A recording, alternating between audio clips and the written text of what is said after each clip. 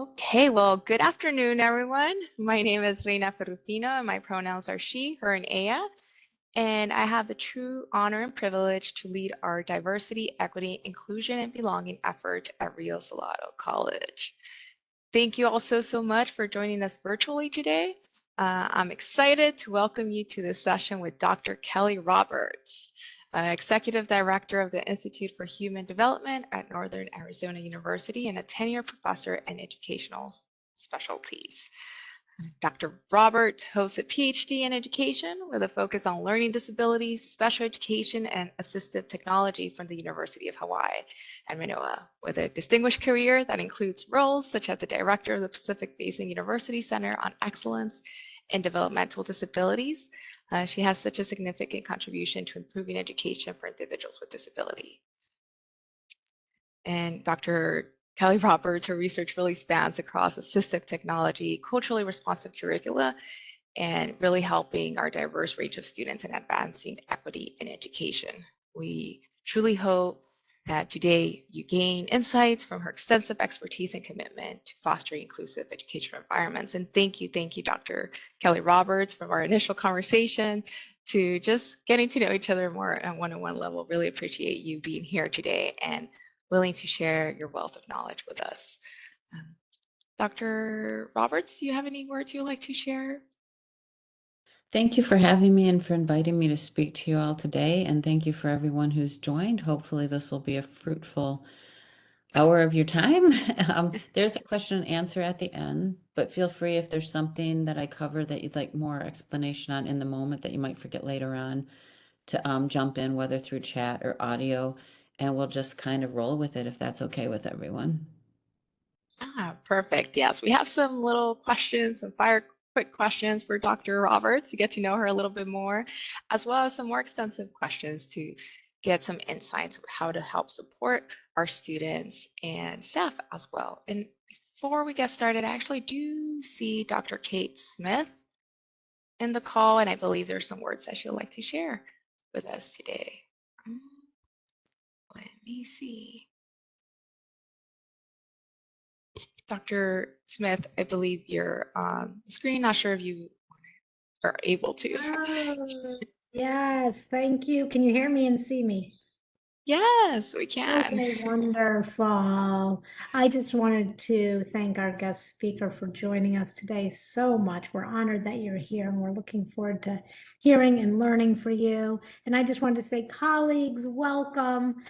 Thank you. I know it's always hard to find time and make time to attend a session like this. So just want to express gratitude to each one of you for making that time and being here, and to really celebrate abilities and all our different abilities, and how different abilities empower all of us and make us all stronger and better, whether that's in the classroom, in the workplace, in our neighborhoods, in our communities. So thank you all so much. And thank you, as always, Reina, for your leadership. We greatly appreciate it. Thank you. And yours, Dr. Smith. I know you haven't been feeling well. You show up with just amazingness and beautiful words. Thank you for all your encouragement and support. Thank you so much. And yes, I'll go ahead and change you here to change your role to make attendee. And yes, let's just get started then. Dr. Roberts, are you ready for these quick questions I hope that we so. have? Yes. Okay, let's get started then. Let's see. So just quick little rapid fire questions. What word would you use to describe yourself? Determined. I like that. No wonder you've done so much advocacy and It's change. really hard for me not to elaborate on these things. You said one word, so I'm No, going go to try to ahead, keep it to one please, word. please share. Why? Why did you choose that word? I just am a very determined person. When first, I'm like a child that want me to do something, tell me I can't, and I'll figure out a way, which actually has worked well. Sometimes it gets a little stressful, but my motto is kind of like, if there's a will, there's a way. Beautiful. Thank you, Dr. Roberts. What are your top 3 songs? Well, my favorite song is "Oh Holy Night," sung by Willie Kay, who is a Hawaiian musician who actually ironically passed away from throat cancer. If you guys get a chance to search him, he is phenomenal. And that was Willie Kay. His last name is a Hawaiian name that um, is difficult to pronounce.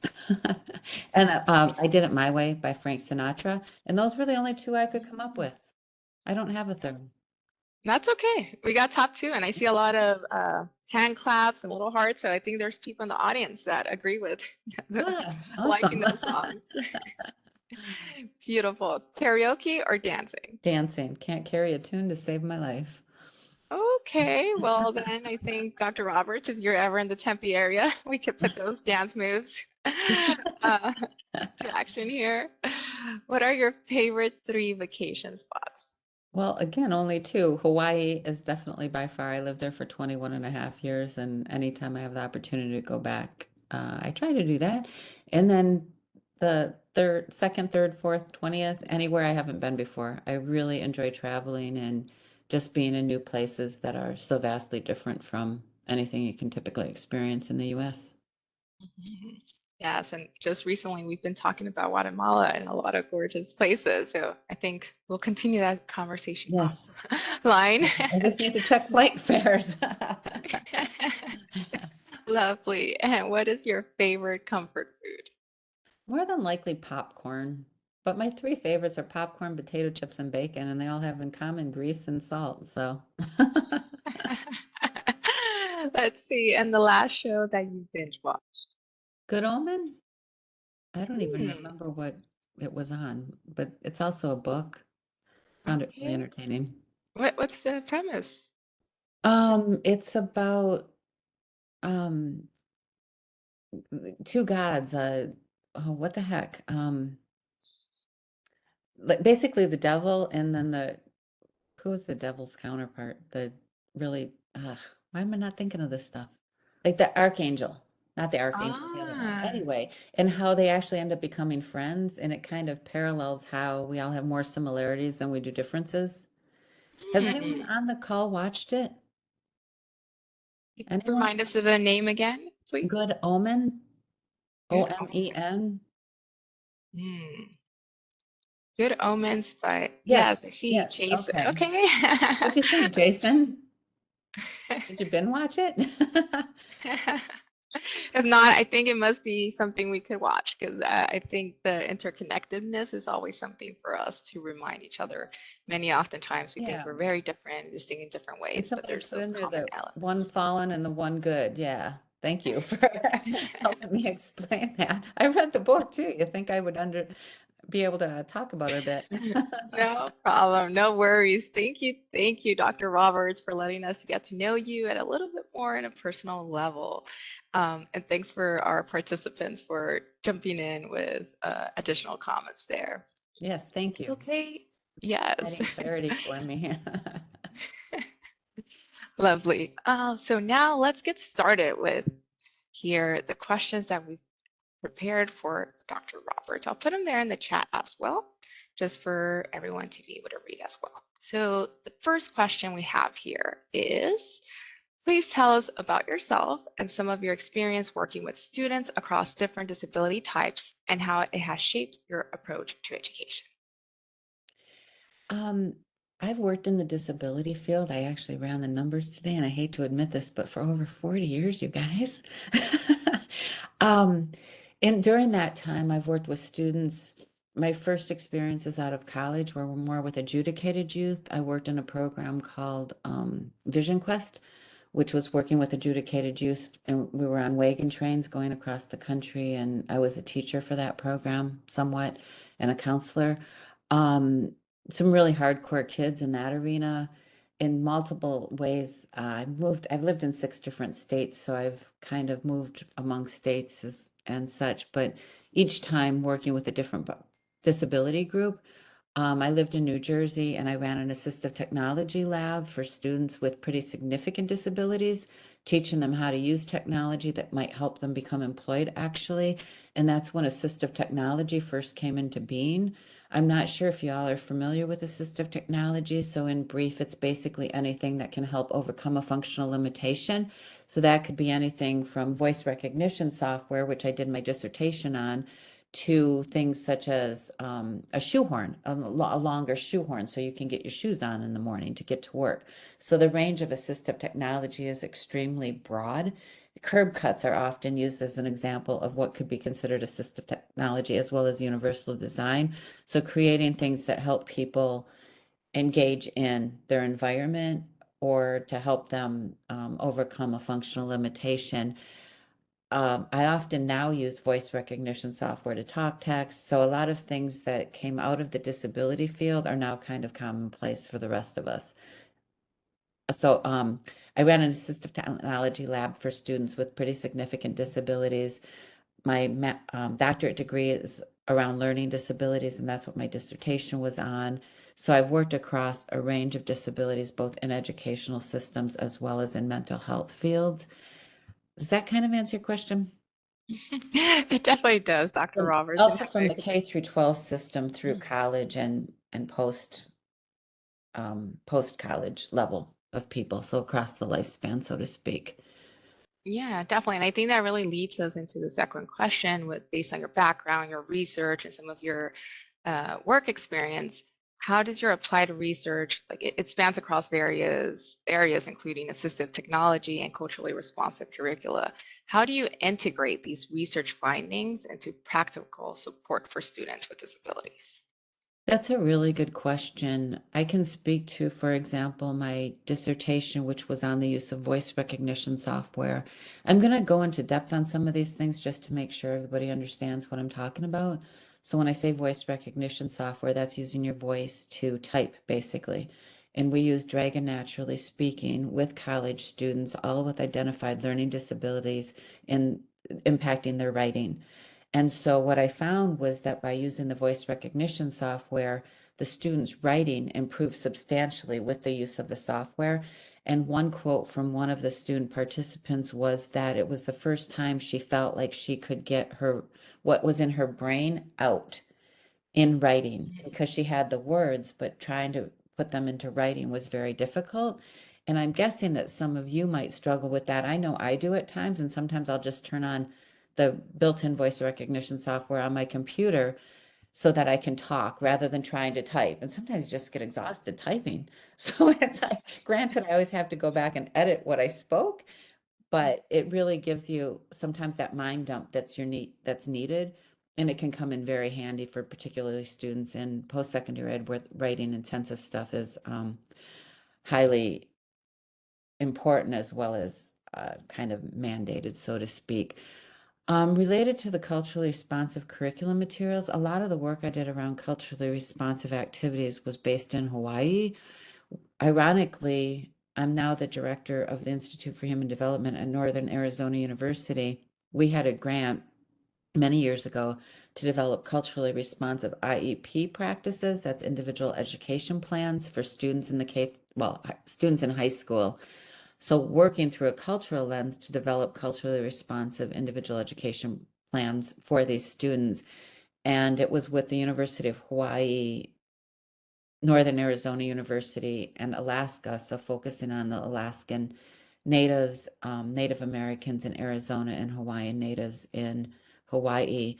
And the results from that, from both the teachers and the students' perspective, was that having that cultural lens to identify who they are, where they come from, and where they want to go in their lives was really helpful in moving them forward in developing transition plans that would take them from high school into college. Cultural responsiveness, being culturally competent, is not always something that's easy to do, but there's core principles around cultural competence that you can pull from that span different settings as well. And one of those that has always resonated with me is seeking understanding of the person that's in front of you. So really trying to understand where that person's coming from and what they hope to accomplish, experience, the issues that they may be having, whatever might be, is the one thing that I try to carry through life with me, is truly seeking understanding of the person in front of me. We also developed a teen sexual health education program based on Hawaiian culture. And one of the things teachers would often, this was for the K through 12 system again, but teachers would often say, well, my students aren't all Hawaiian. In Hawaii, we were basing things upon the premise that Hawaiian is the host culture, so everyone can learn through the host culture. And as teachers started to engage, they started to realize that there's some truth in that. It might not always resonate with every teacher nor with every student, and sometimes we would get pushback, but ultimately the majority of people really felt that learning through the host culture, in this case Hawaiian culture, really provided that foundation they needed to be able to grow. And I think that we can do that in higher ed, again, by really seeking understanding of the person in front of us, recognizing that cultural differences exist within the same culture as well. So we often tend to operate, well, they're Caucasian, they think this way. That's not true. There's very rarely do people think the same or process. There might be similarities, but how do we get to the depth to really, again, seek that understanding so we can move forward with things? Does that answer your question? Yes, no, definitely, Dr. Roberts, just listening intently with what you're sharing. And I think it's such a beautiful concept and really focusing on decolonizing when we're talking about centering the narratives of Indigenous communities, in this case, natives in Hawaii, and how that probably impacted the services, the experience also of students themselves when it came to what you shared, because oftentimes, in higher education, we were not centering this experiences based on students, needless to say, Indigenous folks and practices and ways of knowledge. So I think that's such a cool approach and experience, and definitely in learning to seek to understand first. I have one other example to share. We actually had national funding from the National Science Foundation to look at heuristic math methods, which are basically breaking down what math is to the underlying concepts and comparing that to traditional lecture or the way instructors typically teach. And the instructors, almost 100%, came back and said the heuristic methods worked better, but they wouldn't do it because they couldn't get through the entire curriculum, which was the expectation. So in higher ed, really looking at what is our purpose and what do we want the students to take away. I often say with students, if the task is to be able to read, then yes, they need to read. If the task is to be able to learn the information that's presented in a narrative, then using the assistive technologies is a viable option, in my opinion. So, for example, text to speech software, which we did another study on, people who used this was again in high school. So, a lot of my work has been in high school, but the text to speech software, which is basically there's Kurzweil, Read Out Loud, there's a couple different major programs, is having the narrative. So textbooks, for example, in California have to be electronically accessible, otherwise universities can't purchase them. And so having that text electronically available and students who have it read to them while they're seeing the text highlighted on the screen, and you can change how it's highlighted, whether it's by word, by phrase, actually improve their ability to read without the software after 6 months of using the software. My point in that is that we often think of assistive technology and any kind of support for students as watering down the curriculum or lowering the bar. But I think oftentimes the assistive technology can actually help improve other things, and really basing it on what do we want the students to learn? What are the tasks? What is the knowledge we're trying to get from them or to have them gain, kind of thing? Am I making sense? No, you That's definitely are. You're doing making wonderfully. sense. Trust me. Yes, I know. You are. You are definitely. It's just great, solid points, and that brings up different areas within higher ed too. We see that in STEM, oftentimes at moments there might be a bit of a pushback, but is realizing the funds of knowledge that each community brings, as well as the necessary tools to allow us to reach those learning outcomes, and really just more than that, I think develop our critical consciousness to learn, engage in the community. So, I mean, everything you're saying is definitely beautiful. And there's comments here of how beautiful to be able to do what you are doing and do some of that research. How many of you in this call, and I'm not sure where I see hands raised or anything because I don't use WebEx a whole lot, have heard of Universal Design for Learning? Anyone? I think we have 2 people who have raised their hand, 3 people, 4, 5. Yes, we're getting, Okay. yes, Because that's thank you. another area that I think is really pertinent to people with disabilities or anyone because we all learn differently. And universal design for learning is based off universal design for architecture, where if you create it to be accessible, it's accessible. But in a nutshell, there's principles of universal design for learning, which are using multiple means of representation, like if a student can do a video recording rather than present to the class. If you're doing speech and you need people to learn how to speak to an audience, then you might not want to do that. But if you just want to understand the knowledge that they've gained from your course, providing them alternative ways of presenting their understanding. So that could be through videos, through PowerPoints, through an audio recording, through an interview, so many different ways, which isn't always easy. Don't get me wrong, it's not like an easy thing to necessarily do, and it does take time. But even talking to students and giving them those options up front, what's the best way for you to help me understand that you understand the content that I'm trying to get across to you? Mhm. Lovely. Thank you, Dr. Whole nother Roberts. tangent. Sorry, guys. No, not at all. All this is valuable. We want it to flow naturally as well. Although we have some set questions, don't worry. This is the best part. It's really having these conversations and collectively coming together to reach just more shared knowledge. Okay. Let me see here a point. Jason shares Real teaches TAS UDO and some Awesome. Yeah. classes. It's also, yeah. Lovely. Have you found it useful, Jason?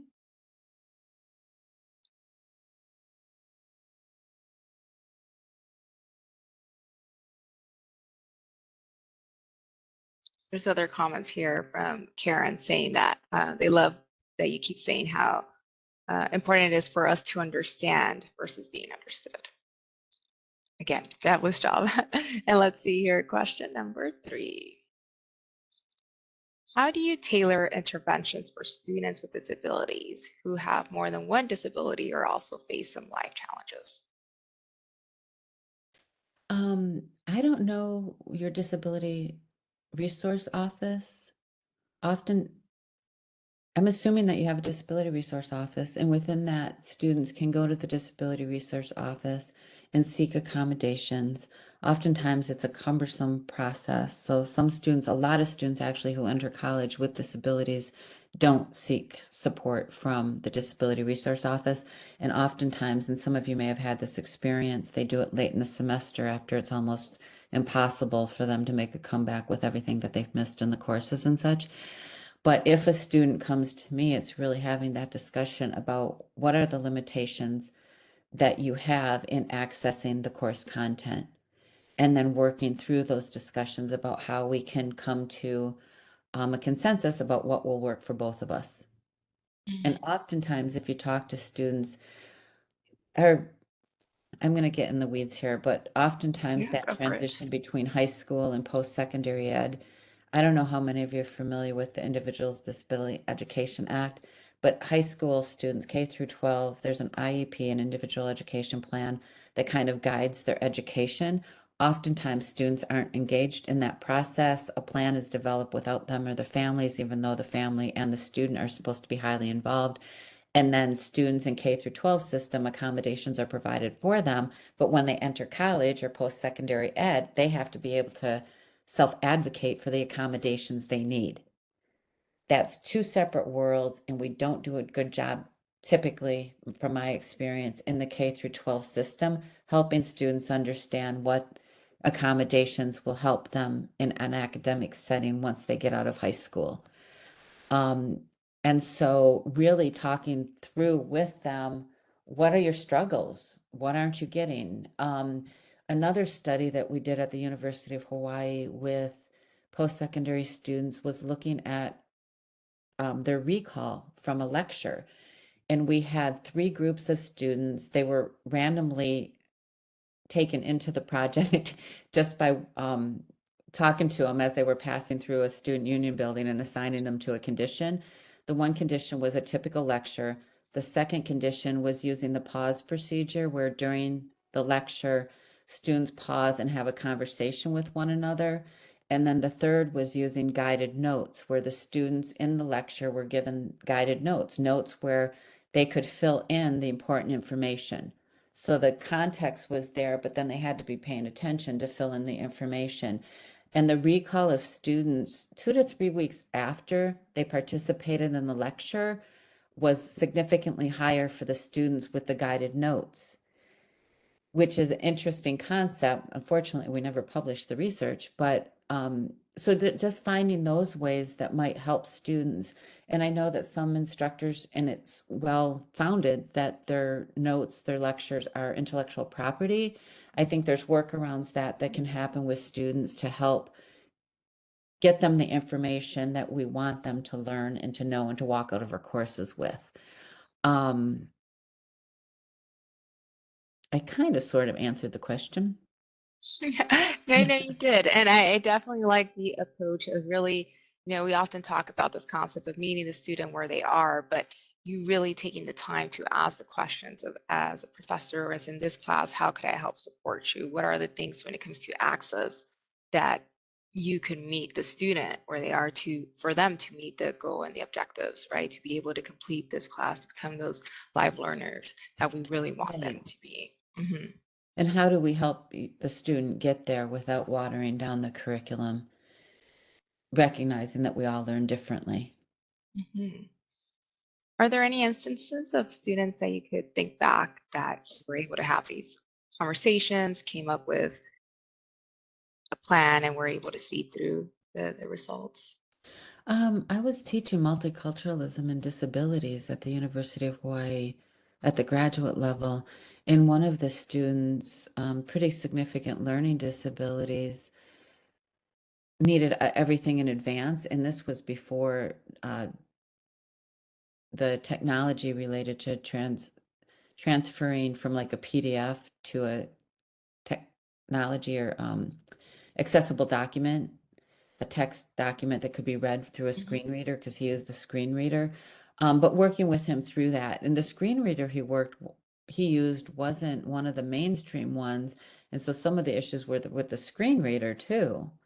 So really sitting with him and working through the process with him to figure it out, and we came to some solutions that worked. Um, but making sure that he had all the materials available to him electronically in advance of the course or each class session, those kinds of things really, Mhm. really helped him. And also the significance of his learning disability was pretty extreme. So that also helped me understand some of his communication styles as well. How his Yeah. communication differed a bit from a typical, which I know there's no typical student. Mhm. Yes, it reminds me, I mean, we work with different students with disability, but in one instance in which creating that environment for the student to feel comfortable as well, even if it's online or in person, ensuring that there's no sense of judgment, but rather empathy and also of learning. Like the student, he shared with me having, yes, ADHD and how that impacted their experience. So for me, it also took time to do some of my own research, to engage with other colleagues, to learn how can we help support the student in the classroom. So knowing that in each role where we have, at the time I was coordinating a Title V program, we could each take that step. And then we develop a workshop and we're able to engage with different conversations with colleagues to really help inform ourselves, but also knowing that even that one-on-one conversations with students are so impactful and creating that environment that they do belong like any other student as well in spaces of higher ed. Right. Beautiful. Okay, so our next question here that we have, let me make sure, so is, can you provide an example of a culturally responsive strategy you use to support a student with disabilities or that you implemented in your program? What I'm going to speak about isn't necessarily a strategy. But having worked, when I first moved to Hawaii, I had never even been to Hawaii, and I lived there for 21 and a half years. And I did a lot of work in the outer Pacific. I don't know how many of you are familiar with the Federated States of Micronesia. I did work there as well as American Samoa and the Commonwealth of the Northern Marianas Islands. The first, like the Federated States of Micronesia is 7 different island states that have come, I think it's 7, have come together as one entity. Each has its own language and its own culture, but the common language then is English. And then even in Hawaii, a lot of this people that I worked with were from more collectivistic cultures, meaning that it's more about the group as opposed to the individual, where I, being Western Caucasian, am very independent in that sense. While the bigger, larger group is important to me, there's a lot more about my own self-determination. If I want to do something, I'm probably going to do it. But I had a student one time and I asked him what he was going to do after high school, and he said, "My uncle will tell me what I'm going to do." And that was when I had first arrived in Hawaii, and it kind of hit me like, that's an interesting comment. And as I was there longer, I learned more about the collectivistic cultures. And I think I don't want to speak out of turn here or anything or misrepresent, but I find that Native Americans and Hispanic cultures are more collectivistic than I grew up in Michigan, so I'll use that as an example. And that's probably where my determination comes from, because I can self-determine it, and I don't. Families will try to chime in, but it's still ultimately up to me to make those decisions for myself. But with that said, working with students with disabilities, even in higher ed, trying to understand that they have to balance multiple levels of interaction within their families. And sometimes that's true even from Western cultures or US mainstream cultures. I'm not using the correct terms. I hope I'm not offending anyone. No, Um, you're okay. But You're just doing good. looking at that, like, the student in front of me, what will work for them, and looking at that through that cultural lens, but also not placing judgment, because again, not every student from the same culture has the same experiences nor the same um, expectations placed on them or the expectations they place on themselves. So it really comes back down again to seeking understanding of the person in front of you. Yeah, lovely. And really getting to know your students. That's what I keep getting from the themes as well that you're Which I speaking know of. as an instructor, that's not easy, particularly in those large lectures.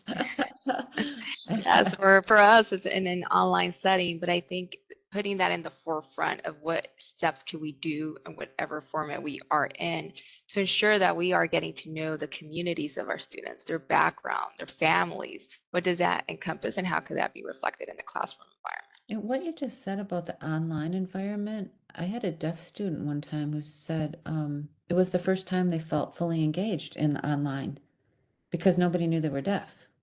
Mhm, mhm, It was a lot of typing and communicating through text, which was really interesting. So I think for some people with disabilities, the online courses are a little bit easier to be accommodated and feel integrated and included. A really good friend of mine from Hawaii, who's Hawaiian and Filipino, she got her PhD through an online program, and she felt that the online format and again communicating through written narrative gave her time to think and process. Where I can speak for myself. Somebody asks me a question, I give them an answer without a whole lot of thought necessarily. And I found that a couple of my good friends in Hawaii who are Hawaiian think things through and won't give me an mhm, answer right away and take that time to really process and consider what's being asked of them. So mhm. even that is something I think that can help all students and people trying to understand where they're coming from in that light. But I Beautiful find it reflection. interesting that the online format can work for a lot of students with disabilities, even students with significant physical impairments who it takes 2 hours to get ready in the morning. Trying to get ready and get to class can be a barrier to actually succeeding. Mhm. Yeah, and I think that's a good reminder for us and to leverage that as well as an mainly online institution. Um, Perfect. Okay. So question number 5 we have here for you is, what are some best practices you recommend for educators who are new to working with students with disabilities, especially in multicultural settings? I bet you $1 you can't figure out what I'm going to say. I'm kidding. Again, seeking understanding of the person in front of you to the degree that you can, and really to the degree that they're willing to share too. And if your disability resource office, talking to them, seeing what kind of guidance they have. It's hard drawing that line between breaching confidentiality too. So if you think a student might have a disability and you haven't received accommodations from the disability resource office, to the whole class presenting that these services are available. So you don't want to single out the student, but providing that information to the full class so they become aware the disability resource office is there and can help support them. Some of those kinds of things while not breaching any confidentiality or signaling a student out by any means, but making that, or even, I don't know, is that required in your syllabi? I would have to defer to our professors here that are online. If you need accommodations, here's the information for the Disability Resource Office. If it's not there presently, might be something good to consider putting in the syllabus. Yeah, are there any resources, websites, tools that you would recommend for professors or folks in student services to be informed of or aware? AHEAD, which is the Association for Higher Education and Disabilities, has a lot of really good resources on their website. You want me to put that in the chat box? Yes, that'd be lovely. I can get it to work. I'm just going to put AHEAD, and I think it's ahead.org. I can, they have good resources. Ironically, I think I've used that word a lot. We were offering a degree, a certificate for people to work in disability resource offices. We got it approved, and due to tuition, our enrollment just tanked because a lot of people, it's an online program out of state, but they had to pay out of state tuition. So we actually at NAU, we have some good resources if anybody's interested, and we could share those syllabus with you probably too, if the instructors were okay with that. I don't know how helpful it'll be, but it goes into protections under Americans with Disabilities Act related to accessing post-secondary ed, those kinds of things. Lovely. Yeah, sure. Why I not think send it over? AHEAD would be a good resource. Okay, awesome. And any like assistive technology apps or anything that you could think of? I don't know if you guys, oh my gosh, this is a good plug. The Institute for Human Development that I'm the executive director of, we actually house the State Tech Act project, which is the Assistive Technology Act, which was initiated in 1998, I think, 1992. I have really bad memory.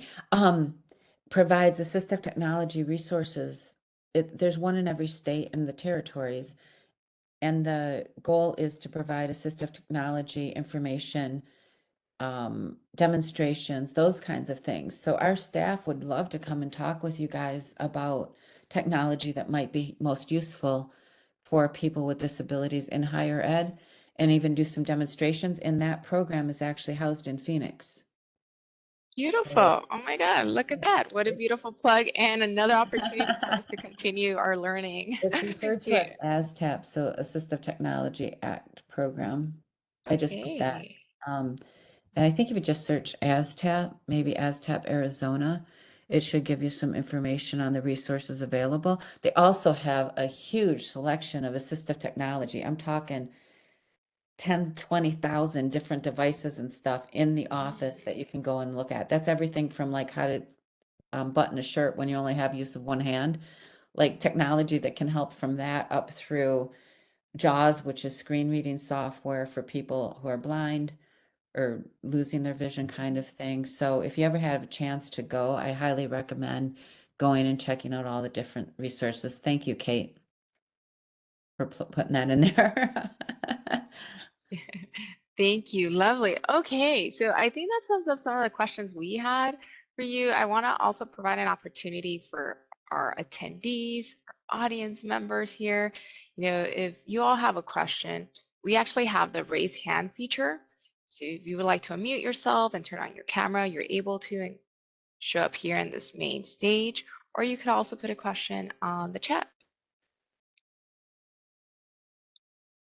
While people are thinking, I would like to just put out there too that I think it's really important that we have high expectations for people with disabilities. Oftentimes I've seen that, well, they can't do that.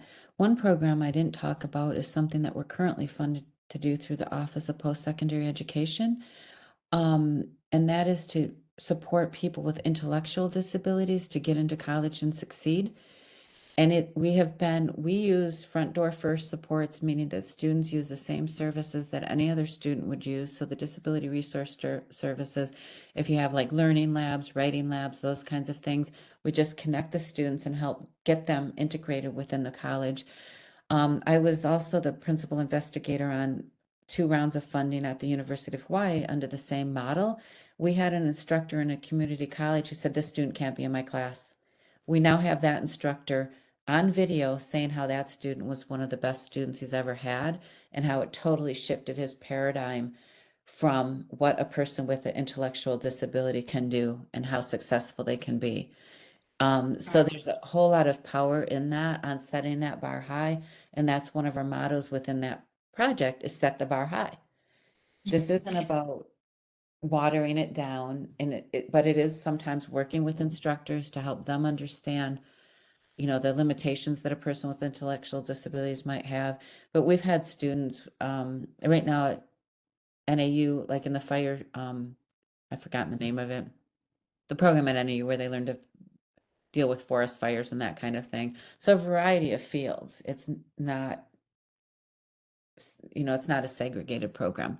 Sorry, who has Definitely. questions? No, thank you. Thanks for that. The strength-based approach, I think that's definitely a discussion across all students, maybe BIPOC students, but definitely students with disabilities. So we have Karen who has her hand up here. And yes, Karen, you're able to turn on your camera if you can and unmute yourself.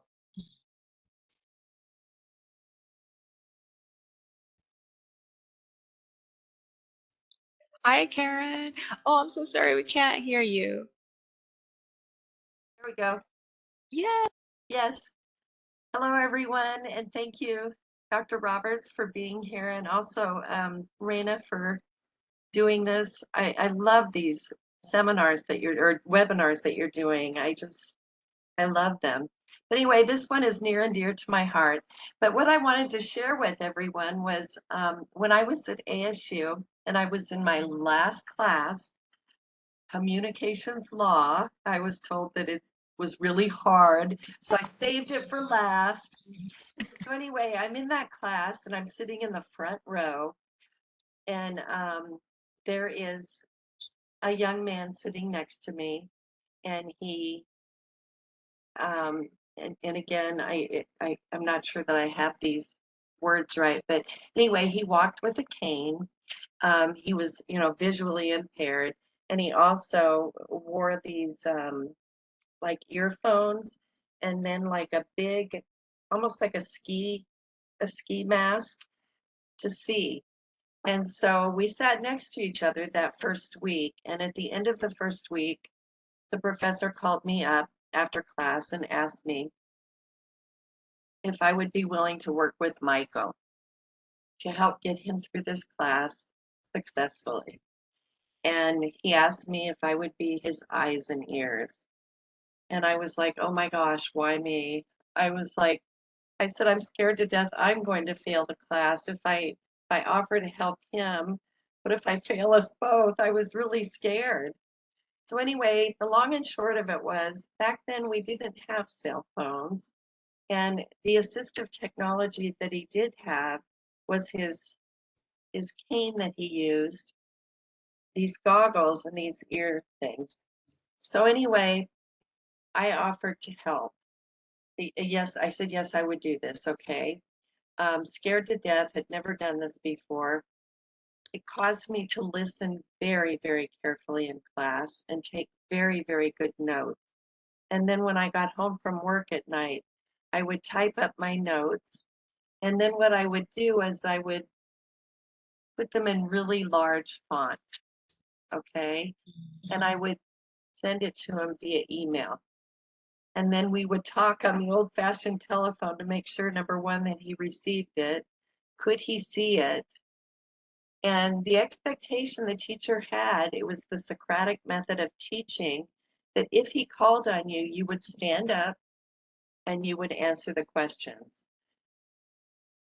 Bottom line, both Michael and I got through the class successfully. I got an A, he got a B, and we marched together and got our diplomas at the same time. And it was one of those special moments in my life that I will never, ever forget. A beautiful, beautiful thing. And I think of Michael all the time. I just Aw, wanted to share. Karen. No, thank you for letting us in your story and your experience, and well, your care for others shows. Looks like since you've gotten your own degree, but of course we also see it in your day to day, and I think you sharing and depicting that story really just shows that wherever we are, there are ways that we can help support Yes. our colleagues, our students, our And future we've friends. come so far since then. I think even you, Dr. Roberts, had mentioned, earlier, this was back in the 90s. And, we've come so far since then. I can't wait to go to this ArizonaTap.org and this head.org and just explore what's available. It is amazing that the how you mentioned that the voice to text technology was born out of ADA. And now there's that reverse of where we have, and sometimes I get things turned around, the opposite of that. What did you say that was? Voice recognition software and then text to speech where Yes, the text to electronic speech. text is read back. That's incredible. I even do that with emails when they're really important. I have it read back to me, and 98% of the time there's an error in that email. Yes, You yes. didn't So show you it's didn't it's it's see. wonderful So how far we've come. On the other hand, though, when I think about all the things we have so far to go, I worked with a young woman who her husband was confined to a wheelchair, and they went to Hawaii, and they discovered that they couldn't get down on the beach. Again, this was in the 90s. So they bought those $1 mats. You know what I'm talking about? The mats, a bunch of them, and they lined them up tried to make their own walkway to get them down to the beach. And I thought, genius, you know what I mean? But why wasn't there accessibility? I don't know if there is now. It's been a while since I've been to Hawaii, but it's just amazing how, um, what is that saying?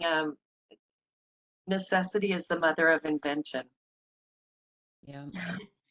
Yeah, but it does bring a great point of accessibility and it not necessarily being confined to infrastructure, although I read a stats about 70% of buildings are not uh, compliant to how we should be having, yes, but also accessibility in our classrooms, in our day-to-day interactions and keeping that in mind. But anyways, thank you so much, I will be Karen, for quiet doing now. this. Thank you for listening to me. No, thank you. There's a comment there. They really appreciate you sharing your story and that it really warms someone's heart. So thank you for sharing that and definitely thanks, Karen.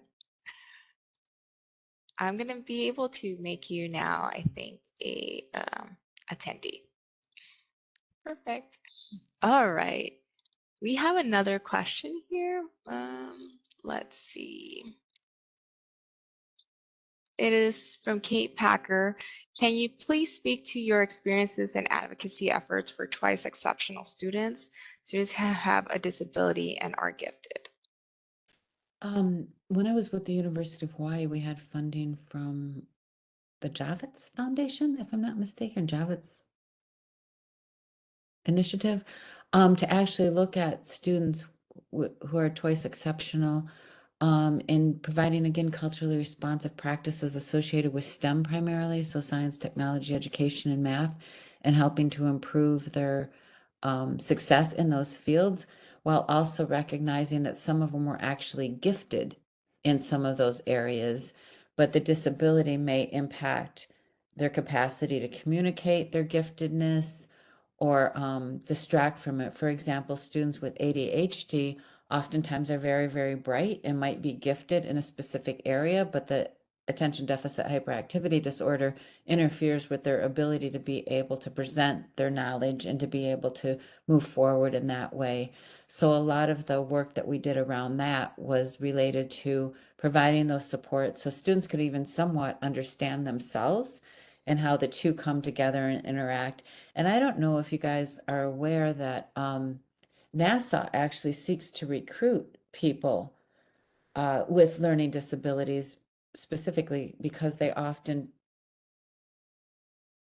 think differently, which is actually in a more creative way that might help expand knowledge and opportunities and such. So looking at the twice exceptional students through that light and providing that guidance to help support them while also doing research related to what works and what doesn't with some of them.